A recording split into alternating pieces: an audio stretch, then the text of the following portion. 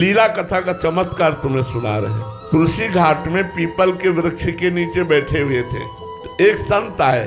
उनका बाबा यहाँ भाई जी अंध विश्वविद्यालय है दुर्गा कुंड के पास, तो वहाँ रास लीला हो रही है, चलो देखने चलते हैं। तो हमारी अरुचि थी, उनका नहीं, हमें कुछ नहीं देखना है, आप जाइए ना, आप हमें डिस्टर्ब क्यों कर रहे हैं, हम अपने ध्यान में बैठे हैं, क्यों परेशान कर रहे हैं। और उनका बाबा हम तुमसे कुछ ले थोड़ी रहे, तुमसे कह रहे हैं एक बार चलो ना, रास वृंदावन से रास आई है, उसे देख लो चल के। तो हमने कहा कह दिया ना, तो आप क्यों परेशान हो रहे हैं। फिर उन्होंने कहा बाबा जब हम कह रहे हैं तो एक बार ऐसे जैसे भगवान महादेव ही उस रूप में आकर हमको प्रेरित कर रहे हैं, चलो इनकी आज्ञा का पालन कर ले। तो दिन में महाप्रभु चैतन्य देव की लीला और रात्रि में रास लीला।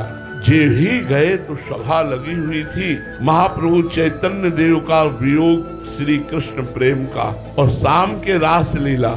दूसरे दिन हमको कहना थोड़ी पड़ा है, अपने आप सब पहुंच गए। 1 महीने रास लीला जब चली और रास लीला देखा तो लगा अब हम जी नहीं पाएंगे। कि श्री राम शर्मा आचार्य उस समय स्वस्थ थे, तो खड़े होकर वही आचार्य पदवी पर ठाकुर जी को पद आदि के द्वारा लीला प्रकाशित करने के लिए प्रेरित करते थे। हमने सोचा अब लीला के बिना हम जी नहीं सकते, तो इनके चरण पकड़ लो, कह दें अपनी मंडली के साथ रख लो, तो भीख मांग कर खाएंगे भिक्षा और रात दिन इनकी सेवा में रहेंगे, रास लीला देखने को मिलेगी।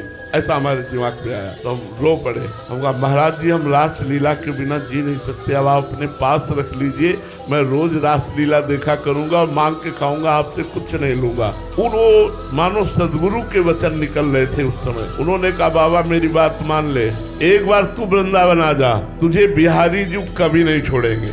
ये श्री राम शर्मा जी के वचन नहीं थे, ये साक्षात भगवान के वचन थे।